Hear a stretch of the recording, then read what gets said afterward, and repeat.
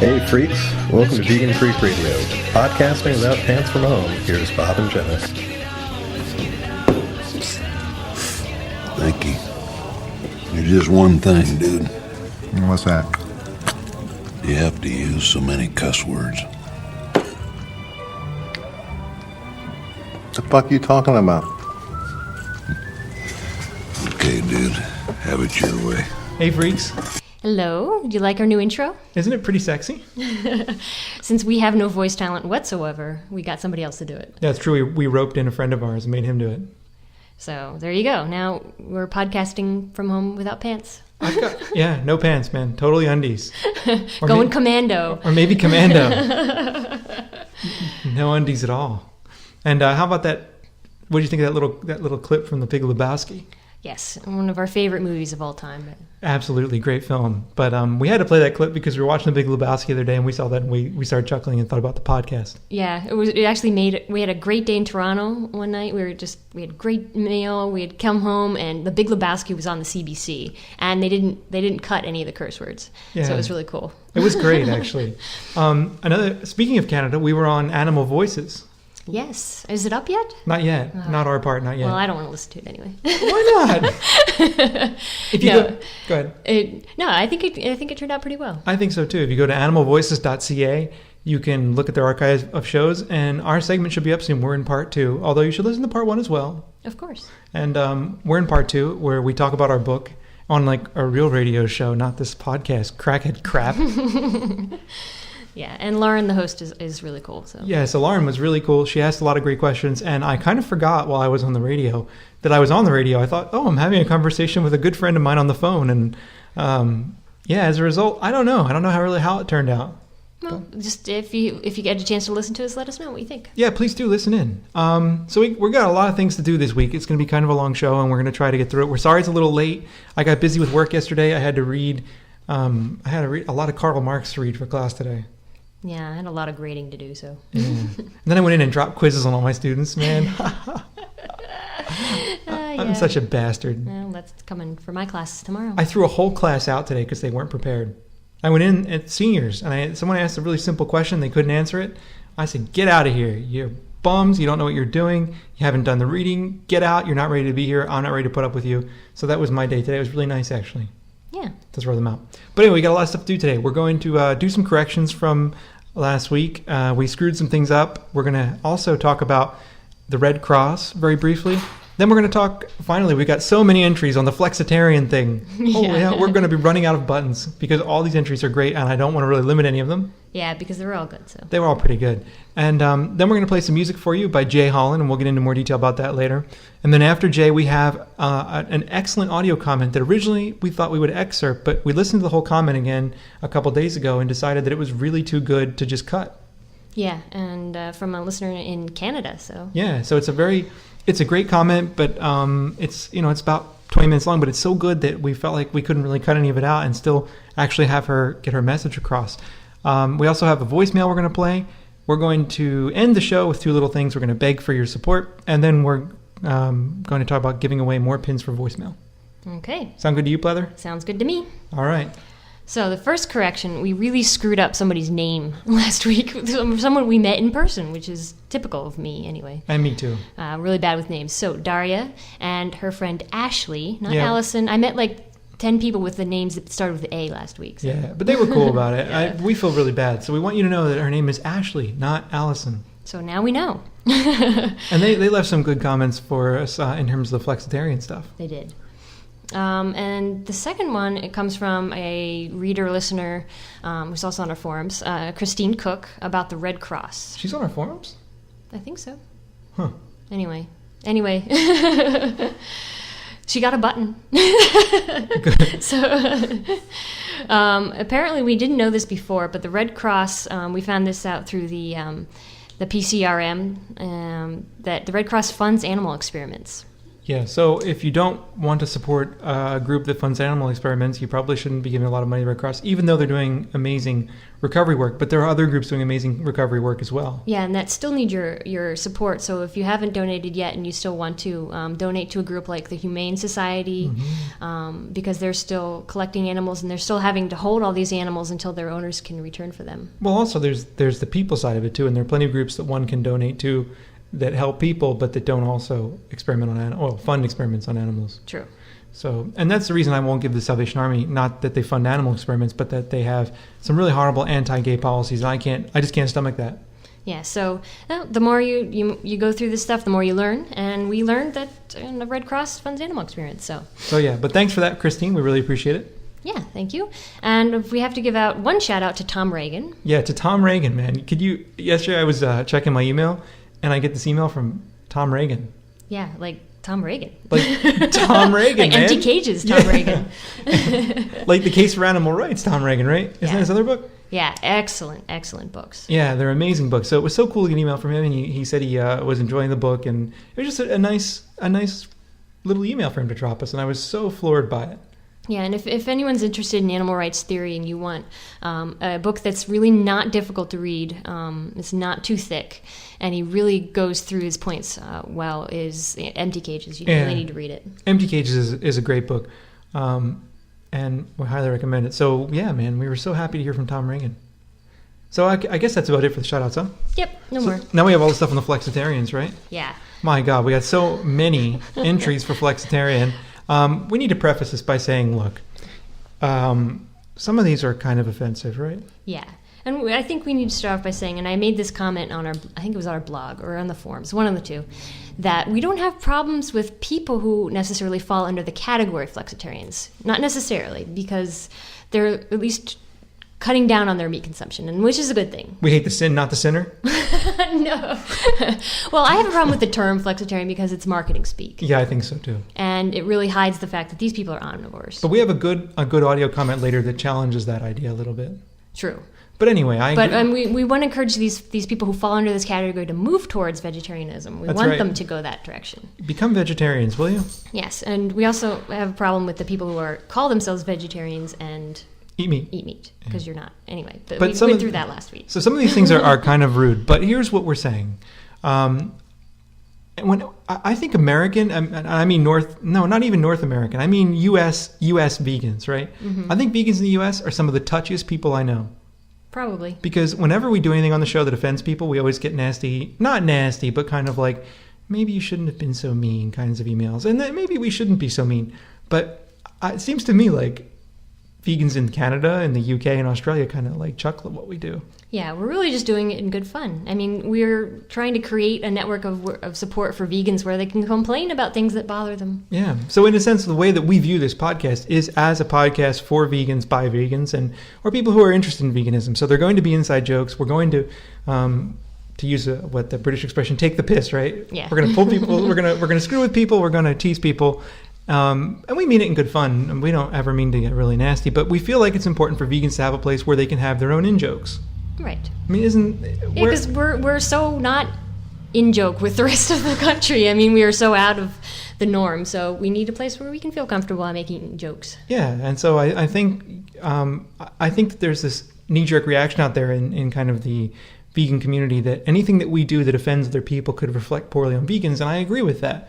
But on the other hand, how many non-vegans really listen to this? I don't think that many. I don't think too many. Yeah, I don't really know. But what I think though is that really we need a place where we can joke with each other, where we can do that without fear of being, without fear of reprisal. What do you think? Yes, I agree. You agree? Mm-hmm. What do you out there think? Send us a comment. Yeah, send us a comment. You can call our voicemail line, leave a comment. You can upload audio under each podcast on the podcast page at podcast.veganfreak.com. We want to hear from you. We're not dogmatic. I'm not anyway. No, and when we're actually face to face with people who aren't vegan, we're quite nice. That's the idea. I mean, you should try to be nice to people in your everyday life, but and I think that actually speaks a lot for veganism. That if you show kind of a security in what you're doing and the way you approach people, that's important. But I think we do need a spot, where we can just joke with each other as vegans, and have a space where we can be vegan and not worry about it. Right. So with all that said, some of these things are really offensive, and I don't necessarily agree with all these, but if you're offended, well, I don't know. Come on our forums and yell at the people that came up with them, because most of the people that came up with them are on our forums. Don't yell at us. It's great. Take the blame off us. Yeah. Well, I mean, we're just don't shoot the messenger. Right. So let's see. We got a bunch of these. Well, I think Rococo Loco on our forums gets the grand prize just by coming up with 16 different terms. Yes, he does. 16. And some of them are really good. So you want to go through a few? Let's see. We're not going to go through all of them, but procrastinitarian. Procrastinitarian, yeah. There was a one that required singing, but I can't sing. Right. It goes, I feel like chicken some nights, like chicken some nights. I think that one is one of my favorites. I like that. A simple one that he came up with was a hypocrite. Yeah. And which prompted another person on our forums, Angela, to write in Flexicrit. Yep. Another variation on that one. Is it Angelica or Angela or Angelica? I'm sorry, Angelica. Yeah. I screw up names. Yeah. Sorry.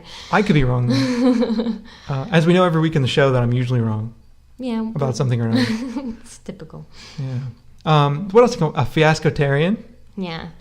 Sanctimonious-tarian. Sanctimonious-tarian. A wolf dressed in sheep's leg of lamb. Yes. This one's the three-parter. I'll have the steak. That's right. Good. What the hell is this? I can't even read your damn writing. Plantarian? I'm not sure what that one was. Let's see. Food slut. I like food slut. That's not Rococos, is it? Yeah, it is. These are all Rococos. Jesus. I'll have what he's having. Monotony. Gastromonotony. I like that. Yeah. So what are some other ones we got here? Let's see. Veggie Geek came up with some really good ones. Some very intellectual ones. She gets the prize for the most intellectual ones. Well, the first one isn't intellectual. Well, the first one. This is half-acid-tarian. And I like trenditarian. Trendy-tarian. Uh-huh. She also came up with the invertebratarian, because you don't have the spine to go all the way. And conventionitarian. Yeah, some of these are hard to pronounce just because there's so many parts. The atarian. What is this one? I don't remember. A gastritarian. It means you don't have the guts. Oh, that's painful. Yeah, that's rough.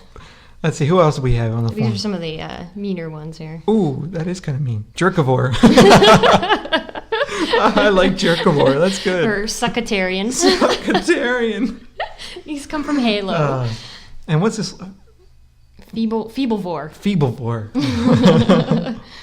And then there's Fire on Babylon, who came up with this one's actually kind of a reference to rap, right? You know how you got your Connecticut, the Connecticut upper middle class white kids who like rap. There's a certain word for them. What do you call those people?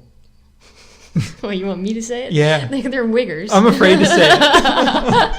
Anyway, along those lines, a vegetarian. Yeah, a vegetarian, I guess. Vegetarian, yeah. And then who else do we have? What's this one? I can't read all your writing. These are... all the time we've been together and you still can't read my handwriting. It's because it's getting worse. Yeah. See, these are some of the more serious ones. A flexivore. I like that. That's a good one. Flexivore. And almost vegetarian. That's okay, too. Yes. That's pretty good. Because those are quite literal, and those are... The almost vegetarian's from Patty, right? Mm-hmm. And what's the other one? Who's the other one? Flexivore. From Sparrow. Okay, then what else do we get? Some more? Yeah. We got here Forgetitarian. Forgetitarian. And Oopsitarian from Mike. That's great. Flame Still Burns comes up with Vegetarian. That's good. I like that one a lot, too. Vegetarian. That's not too offensive either. No. I mean, it's not like half-assed-itarian. Or douchebagitarian. Or Bojangles. Douchebagitarian. Oh. And Henry Fool says semi-circumcised vegetarian or mock vegetarian. Yeah, I like mock vegetarians a lot. I like the one from Jill. Vacillaritarian. That's good. Or ambivalivore. Ambivalivore. That's good too. I don't know. Or the virtual vegan, right? Yeah. And then what else? Shadow Lily has sometimitarian. or what was the other one? Can't make up my minditarian. Those are the we're probably forgetting one or two. Yeah, I know we are. Let me check my email here real quick because I know we're missing one or two. But those are the massive list of entries that we got. Mm-hmm. Let's see. So, God, there are tons. And I know that people have written more. Oh. So. Yeah. Well, someone wrote in and said, in response to the question of what do you call flexitarian, someone wrote shithead. Man, we can be mean for vegans, can't we? Yeah. But anyway, so thank you for everyone who sent in responses. We really appreciate it. And we've sent an enormous amount of buttons because we just like you all. So. Yeah, I mean, we pretty much send buttons to anybody, right? Definitely. And we would love to send more. But we're going to run out soon, so be very careful. We can replenish the supply. We will replenish the supply and send out more. Listen, it's not like these buttons are all that damn exciting. They're 1 1/4 inch buttons. They're black with yellow writing. They aren't going to make your life more exciting in any way, shape, or form. But, it's free stuff. Yeah, and you get to proclaim to the world that you're a vegan freak. Indeed, that you're a vegan freak. You freak. I think Daria sent us one, too. We talked about Daria last week, and Daria and they sent us one. What did they send us? No Cluitarian and Cluelessitarian. There you go. So you get hit with a vegan clue stick. So I think that about rounds out. And we also have an audio comment. Yeah. Of actually a voicemail. Which will really nicely round this out. Yes. Because it's actually a voice of reason, which is what we often need. We do often need a voice of reason. I in particular need a voice of reason. So this one comes from... he explains who he is. Yeah, actually, he'll tell you who he is, and you should make sure you run over to his site, DVD Talk. He has a podcast too, so we'll let him plug his own audio and do all that. So here he is.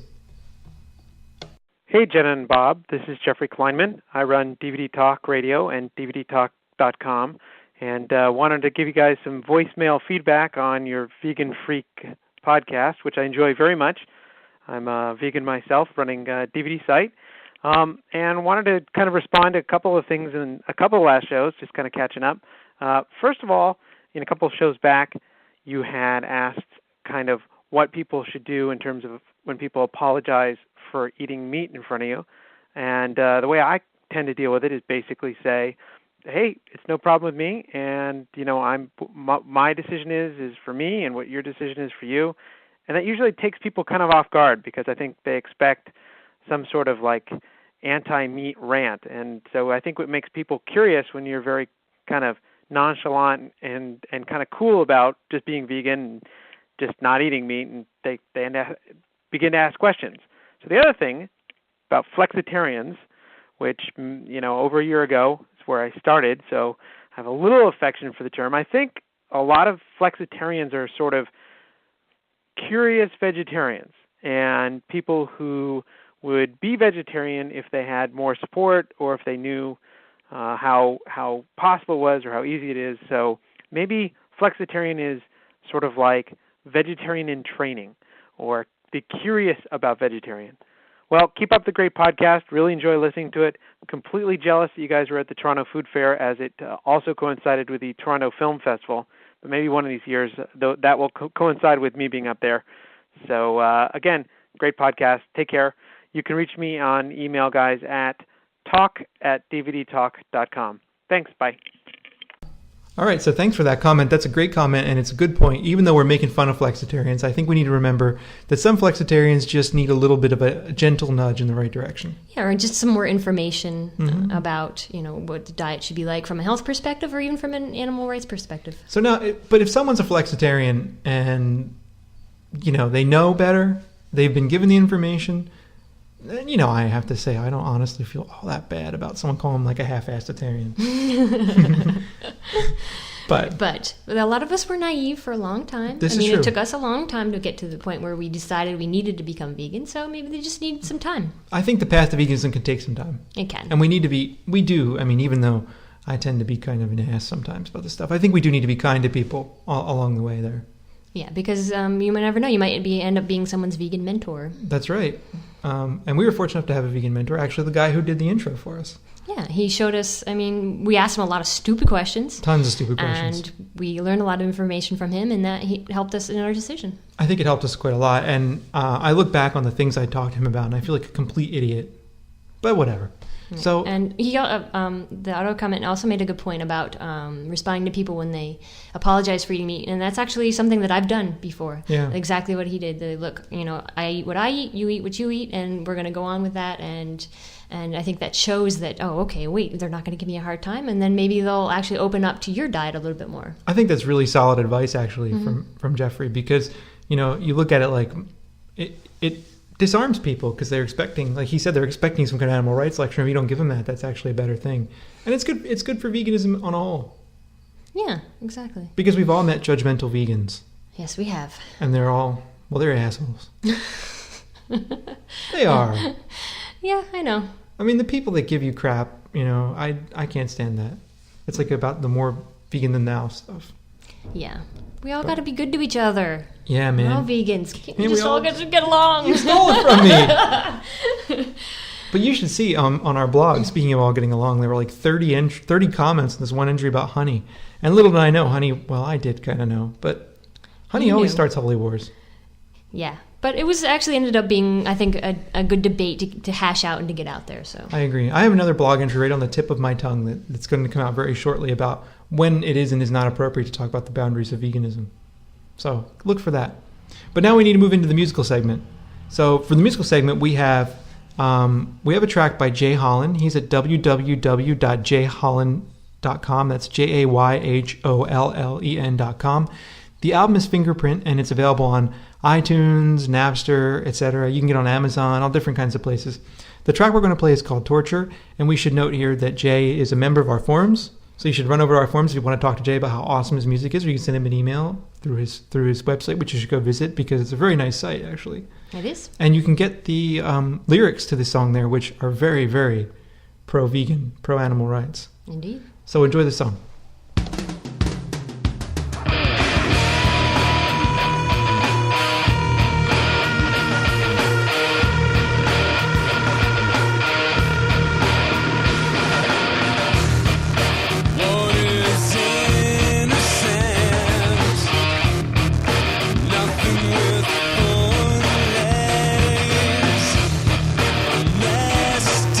Can move emotions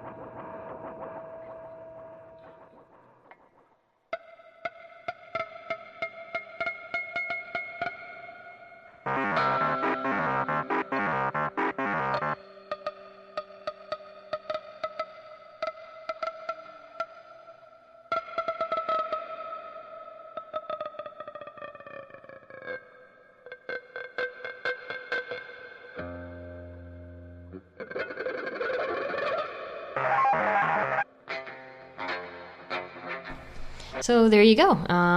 Some pretty good lyrics in that. Look them up if you didn't understand them. I have a hard time understanding song lyrics. I always have to look them up. I don't know why. But this is a really good one. Plate to knife to fork to mouth torture. I agree. And man, I really like the lyrics for that song. So go check them out. Yeah. So, yeah, I think next week we'll try and play something a little bit different. We try to, shake it up a little bit. Different genres of music. So, people with different tastes can find different things. There's a pretty good Prince song, too, that I want to play that was recommended to us by a listener. Yeah, we should play that next week. So we should try to get on that. But we need to move on here because we're taking up so much time today.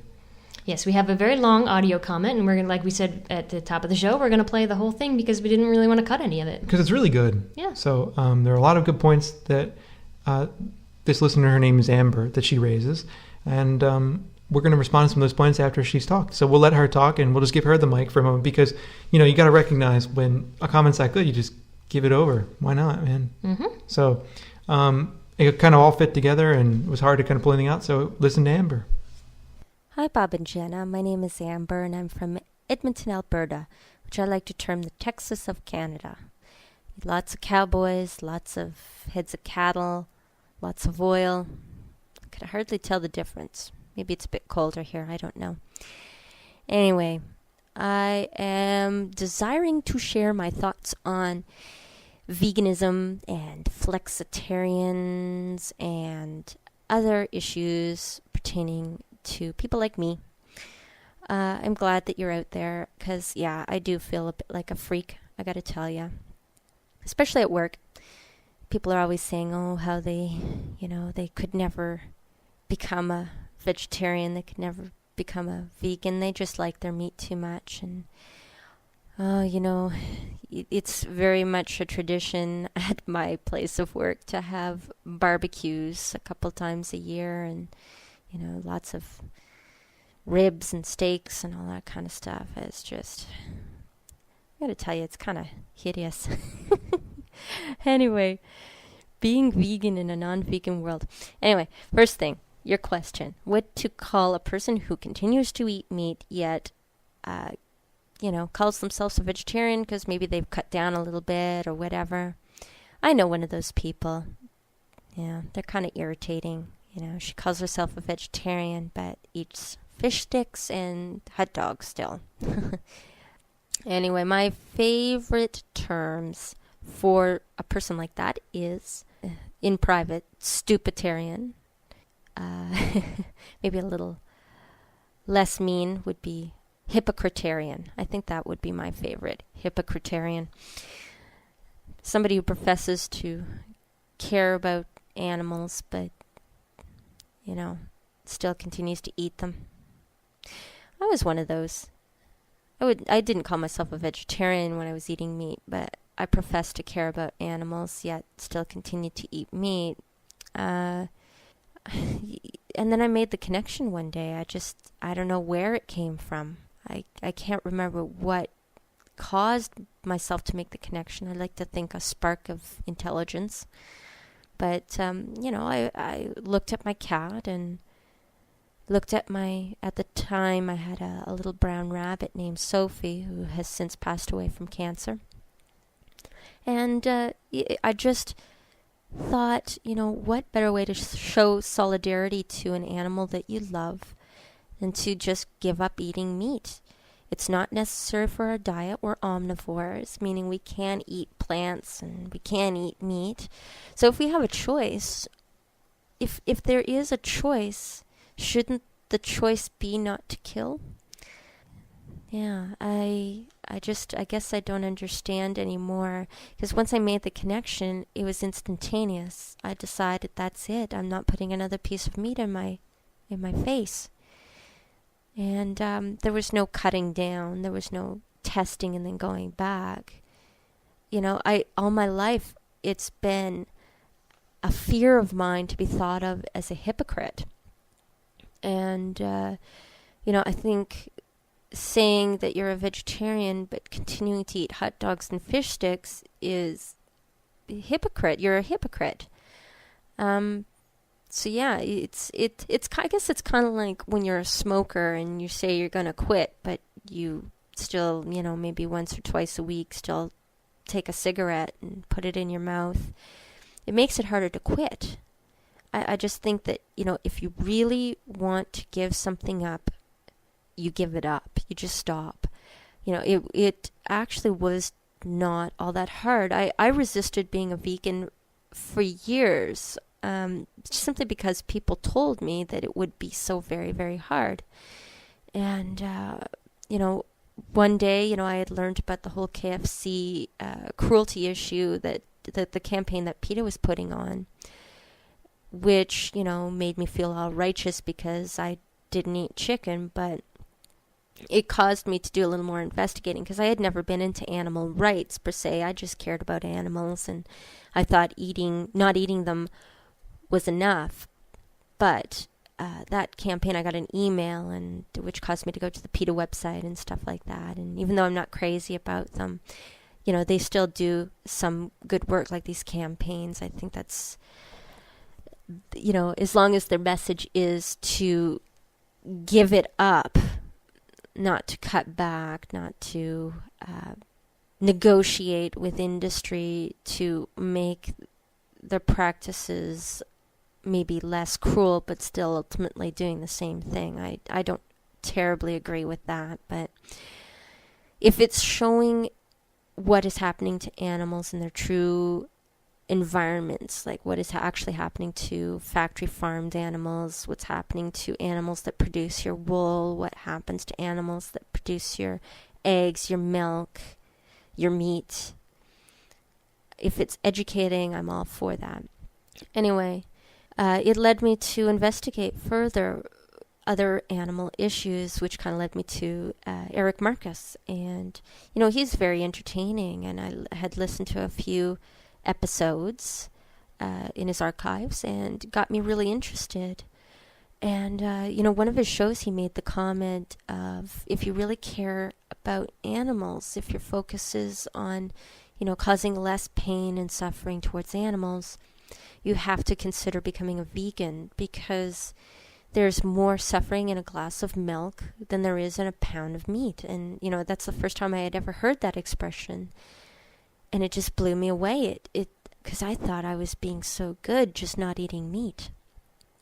So what I did was I ended up downloading Eric Marcus's book off his website and reading that. And it actually kind of shocked me, because I didn't know a lot of stuff. I didn't realize, that a wool sweater was causing so much pain, that a chicken that was producing an egg that I would eat, that chicken was going through so much suffering and loneliness and horror. I just didn't know. And, I kind of like to think that, it's not just indifference, that it's not just lack of caring, that it's truly a lack of information that causes people to treat animals the way that they do. I know that's not totally true. I know there is a lot of indifference, but, I kind of like to think that education will bring us closer to veganism. So I've been a vegan for just about a year, and it's been the easiest thing that I've ever done. Honestly, the hardest part has been attitudes, dealing with people's attitudes towards my diet, and the sarcastic remarks, and the oh my god, I can't be vegan remarks, and that this being treated like a freak. As you say, we are the fringe of society. And so I honestly think that people who continue to eat meat but call themselves vegetarians make it more awkward to be a vegetarian or a vegan. It just really does, because it confuses the hell out of people. So anyway, here I sit. My cat is hanging out on the ottoman, and my guinea pigs are playing around in their little pen and enjoying themselves. And, I realize that not exploiting animals is just the right thing to do. If you care about the society that you live in, you have to care about everything in that society, including the weakest of that society, which are your animals, the pets. We have to move from this paradigm that animals are property, that animals are ours to do with as we please, that we don't need to consider their thoughts and their feelings. It's just not true. My cat has helped me through so many personal difficulties, from my parents' divorce to moving away and being alone for the first time and stuff. And, she's always been there for me. She's 18 years old now. She's had diabetes now for about 5 years. So, she's getting up there. She's not as healthy as she used to be. But, every day, my veganism is my thank you to her for being such a good friend to me. And people don't realize animals can be such good friends. That leads me actually to something that I would kind of like to ask you, Bob and Jenna. I've had my cat for 18 years, and she's been on her regular cat food diet, which of course consists of meat. And, especially now that, she's been diabetic, and she was diabetic before I was even vegetarian. So, she's been on a very specific brand of food that keeps her regulated and stuff like that. And, in the future, I was, hoping also to adopt a dog. And, dogs, and their dog food is made of meat. And how do you deal with the moral issue that is brought up by feeding your adopted animal the very product that you're so very much against? The reading that I've done, I know Gary Francione's thoughts on it would be something like, there is no right way of answering the question, because it comes from two wrongs. First of all, we have this industry that exploits animals for food versus another exploitation of animals for pets. So we have these pets, and we have to feed them, and we feed them products from another exploitation. So my thought on it is, she's my responsibility. I've taken on the responsibility of taking care of her, and her diet consists of meat. Cats are carnivores, and so that's the way I kind of morally reason it, that she never should have been a pet to begin with. Animals should never have been domesticated to begin with, but they are domesticated, and now we have to feed them, and if that's what they eat, that's what we have to feed them. I guess I'm wondering, though, since it sounds like you have a couple animals, you've talked about your cat, you've talked about your dog, what you think about it. Do you feed them a vegetarian diet? Because I know there are vegetarian diets out there, but I've asked with regards to cats, and they've said no, it's actually not very healthy for them. They are carnivores. They process meat. Their body type processes meat, not vegetables. And dogs, although they're a little bit easier to feed a vegetarian diet, really, it's not the healthiest for them as well. How do we deal with this? Are we still vegan if we're buying our pets cat food? If we're buying our, pets dog food? My guinea pigs are no problem. We always joke that, we just eat what our guinea pigs eat. Little vegetarians. But my cat has, I've actually been approached by one of the ladies at work who knows that I am an abolitionist, and she said, how do you morally deal with feeding your cat meat? And I said, well, I don't. I know it's morally inconsistent, and it's just an inconsistency I have to live with. And I was hoping maybe you can help me also wrap my mind around it. I know there's no way around it with my cat, because she's so old, and she's regulated on her food. It would just be cruel to take her off that food. There's no way I'm going to do it. But does that mean that once she does pass away, that I should not get another cat, I should not get a dog because their diets are inconsistent? Or should I look at it as, these animals are in the humane society and need somebody to take care of them? And, since, it is two wrongs, that we should at least try to rectify one of the wrongs, even though we can't eliminate the other. I don't know. I'm rambling. Hopefully you can help me out with this. Thank you very much. Bye. Okay, so that was Amber, and I really like the way that she described her own genesis towards veganism and how she got into it and how she saw herself kind of working with it, and it was great. Definitely. And we really appreciate all of her comments. Absolutely, but she raised some questions for us in particular, and I think we should talk about these because it's something we've dealt with. We've talked about our cat and dog on the show, as she said. Yeah, and our dog is pretty much vegan. Yeah, pretty much. Occasionally, somebody will give him something strange, because people love to feed our dog because our dog loves to eat. He does love to eat. And from what I understand, dogs are pretty much can eat anything. Mm-hmm. You should check out Obligate Carnivore. Yeah. That's a really good book because it explains to you what dogs and cats, how you can take your dog and cat vegan, and it talks about why that's kind of like the last step that one should, not the last step, but it's why it's an essential step that vegans should take.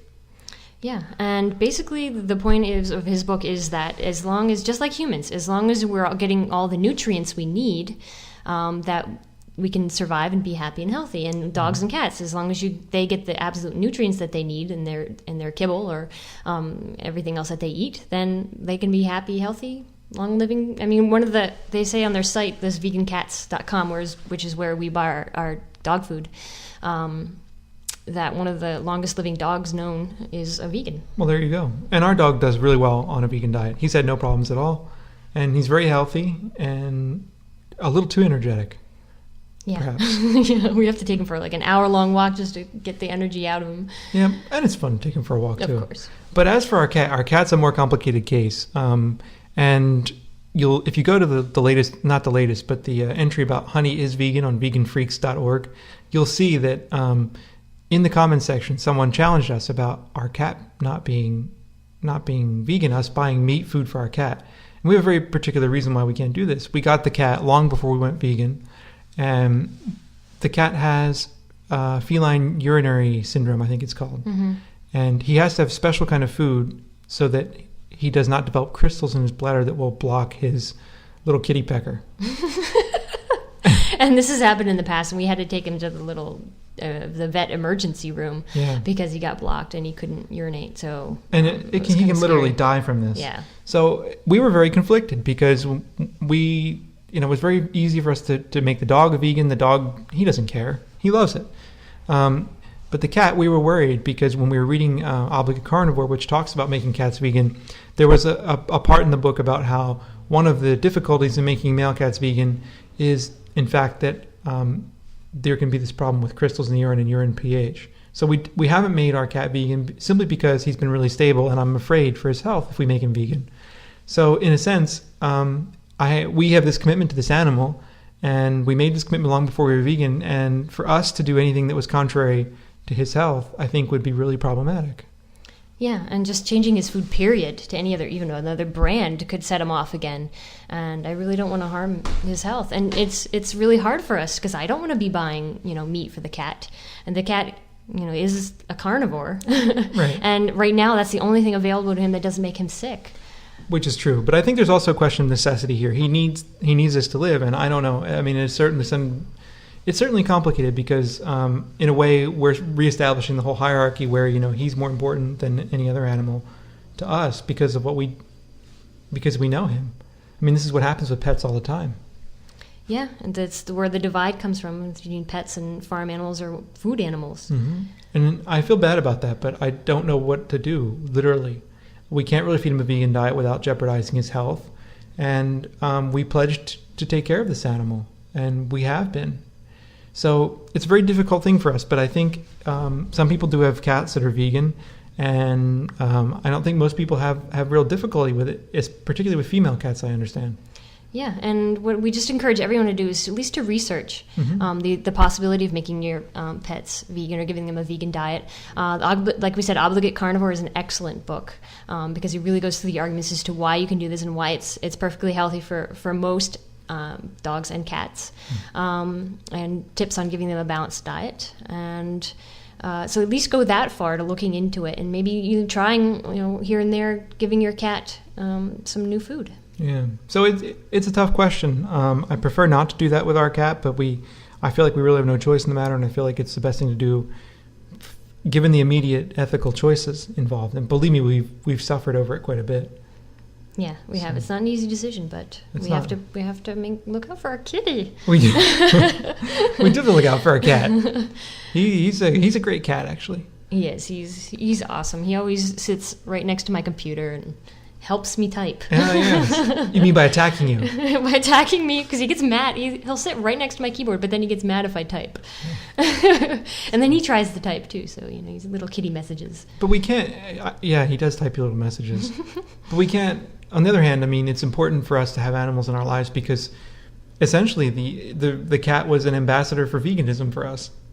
Yeah, the cat and the dog together really made us aware of what animals are like and made us realize that we didn't want to see any animals suffer. Mm-hmm. And so we're trying to do that the best to our ability to minimize as much as we can to reduce the suffering. Yeah, so it's a complicated question, but I think we do what we can and we do as much as we can, and if that's where we work from. But I think if our cat didn't have that food, he would really be in bad shape. He could die. Yep. So I don't know, man. It's really complicated. What do you think? You can tell us what you think. That's the great thing about podcasting. You can tell us what you think. You can leave us a voicemail. Yeah, and if you do, we'll give you a pin. Yeah, if you leave us a voicemail and we use it. Well, even if we don't use it, screw it. Leave us a voicemail, and we'll probably use it because we're desperate. Unless it's mean. Yeah, well, even if it's mean, we could play it and make fun of it. True, but then we're not going to send you a pin if it's mean. Well, if it's mean, we won't send you a pin. If you're like being a voicemail troll, yeah, we may just tell you to go to hell. But I guess we should really finish this thing up. So you get pins for voicemail. Remember that. Pins for voicemail. We send them via first class mail anywhere in the world. Yeah, we sent one to... we're sending them to Ireland and the UK, so... Yeah, we'll send them anywhere in the world via first-class mail. We can't guarantee you'll get them in any rapid time frame, any short time frame, but we're going to send them. Yep. And that's about it. One other thing we want to talk about very quickly is if you go to our podcast page at podcast.veganfreak.com, you can see in the right-hand bar there are 3 different ways that we're begging you for support. And I kind of hate to do this, but... giving away all this bandwidth is starting to get maybe a little expensive. It could get expensive. So all we're doing is maybe asking for a couple different ways you might support us if you like what we're doing. First you can do is buy our book. Yeah, buy our book. Buy our book, and if you buy it from us, that's actually buy it from our online store. That's the best way because that actually helps us out quite a bit. Because Amazon is rapacious. Yeah, and it also helps out the people who we sell our book through, Clamor Magazine, and they're good people. So they are good people indeed. So that's one way. Another way is you could actually just click on the PayPal donate button and just send us some cash. And if you do, we'll send you a button. And if you send us a lot of cash, we'll send you something else. I don't know what, but you can send us cash. I mean, I feel weird asking, but it's nice. I mean, it would be useful in the sense that this originally started out as something that I didn't think would be all that big, but we're actually getting quite a few hits. Yeah, it's a good thing. It's a good thing, but there are growing pains, of course, involved with that, with transferring 20 and 30 megabyte files hundreds and hundreds of times every week. Yeah. So you can explain the DreamHost thing. Oh yeah, and there's one last thing, which is if you buy hosting through DreamHost and you click through our little affiliate link there, we get a fairly nice commission from that. Also, we've cut a certain percentage out of our commission so that you get a discount if you sign up there. So if you do that, that would help us too. And it doesn't cost you anything besides what you'd pay for your hosting. I mean, it's like it's one way. If you need web hosting, you could do it through us, and it's actually between you and DreamHost, but we get the affiliate money, and that'd be pretty nice too. Just a little way of helping us kind of not go completely broke doing this stuff, right? Right. So anyway, we won't beg too much. No. Sorry. I feel really kind of horrible doing begging, but we don't have any big corporate sponsors. That's what we need. Who the hell would sponsor us? I don't know. We need big vegan corporations. Yeah. I don't know, man. I don't think they exist. Sure they do. Which is probably a good thing, but... There are big, whatever. We need some rich person who likes us a lot. Yeah, we do. Yeah, we need a sugar daddy. Yeah. So if you want to be the Vegan Freak sugar daddy, we'll do whatever you want on the air, pretty much. Except Mr. Spock's Sex Farm on the forum asked us to sing some Captain and Tennille covers. We don't sing. No, well, you sung earlier. Yeah, but that wasn't really singing. Yeah, it was. I've heard you sing before. That wasn't bad. Okay. we don't sing. So anyway, please forgive us for begging. But, if you see it in your heart, if you like what we're doing, you think it's worth it, support us. Yeah, and we'll thank you profusely. Immensely. Maybe we'll even come to your house and cook you a vegan meal if you live within a 50-mile radius. Which is like no one, so that's good. That's why I said it. Okay. But anyway, that's about it for this week. Yeah, my ass is dragging today. Yeah? Yeah, it's tired. Need a vacation already. Screw work. Yep. One other last thing. If you're in Vermont, through the 23rd to the 25th, right? Yep, we're going to be in Vermont. Yeah, we'll be in Vermont. So if you're in Vermont and you want to say hi, or you want to go out and have a drink or something, drop us a line, because we would do it. Yeah, sure. Be pretty cool. Mm-hmm. We've met some people in real life. It's been fun. It has been a lot of fun. Okay, that's it. See you next week. And sorry the show's late today. I'm a sucker. Bye.